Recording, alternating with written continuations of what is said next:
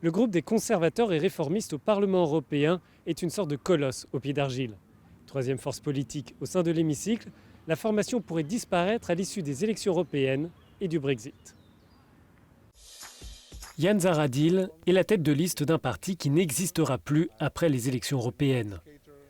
Le groupe des conservateurs et réformistes européens est actuellement la troisième force politique du Parlement, mais la formation pourrait perdre la moitié de ses sièges. Ces différents courants n'ont qu'un seul véritable point commun, le scepticisme européen. L'Union européenne n'est pas un État, la Commission européenne n'est pas un gouvernement. Et nous sommes une famille pro-européenne, oui, mais pas fédéraliste. Ce sera l'un de mes messages pendant la campagne. Malgré la montée des populismes, les élections européennes pourraient sonner le glas du parti ECR.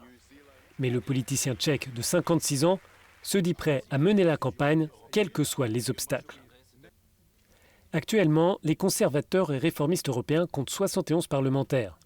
Le Royaume-Uni et la Pologne dénombrent 19 sièges chacun. 6 élus viennent d'Allemagne, 4 de Belgique et d'Italie. Le reste du groupe est enfin réparti entre 13 autres pays membres.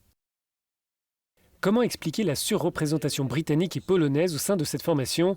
Les eurosceptiques de l'ECR se sont rassemblés en 2009 sous l'impulsion du Premier ministre du Royaume-Uni, le conservateur David Cameron.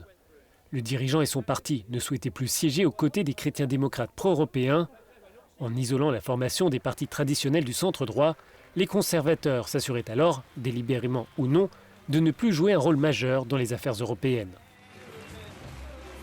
Désormais, les conservateurs se démènent en faveur du Brexit et ignorent le scrutin du 26 mai.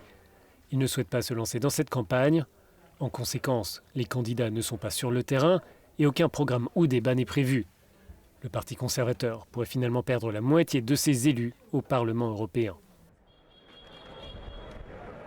Aux côtés des parlementaires britanniques, les ultra-conservateurs polonais du Parti Droit et Justice forment le deuxième pilier de la formation.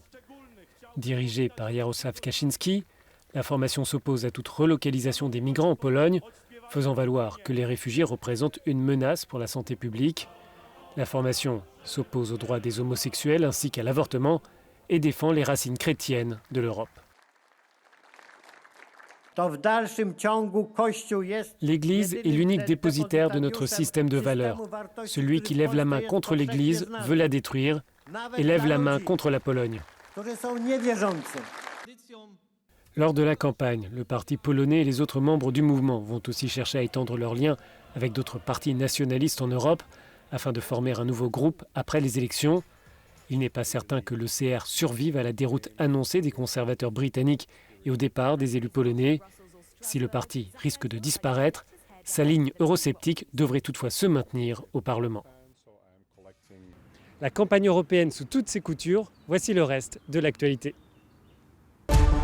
La campagne officielle pour les élections européennes s'est ouverte ce lundi en France. À 2 semaines du scrutin, les partis peuvent désormais diffuser des spots audiovisuels et poser des affiches. Des débats télévisés vont aussi rythmer la vie politique. La République en marche du président Emmanuel Macron et le Rassemblement national de Marine Le Pen sont en tête dans les sondages, largement devant les Républicains. Près de la moitié des Européens jugent inquiétante la progression des populistes lors des élections européennes. Ils estiment que cette tendance risque de menacer le fonctionnement des institutions. Selon l'enquête de l'Alliance des journaux européens, la même proportion d'électeurs pense que le scrutin du 23 au 26 mai est crucial pour l'Union. 61% des personnes interrogées jugent positif l'adhésion de leur pays au projet européen. Facebook affirme avoir fermé plusieurs comptes sur sa plateforme en Italie. Le réseau social assure avoir bloqué 23 pages qui véhiculaient de fausses informations ou des discours de haine. Cette annonce intervient à moins de 15 jours des élections européennes. Ces comptes dénombraient plus de 2,5 millions d'abonnés. L'Union européenne avait lancé une mise en garde contre le risque d'ingérence dans la perspective du scrutin.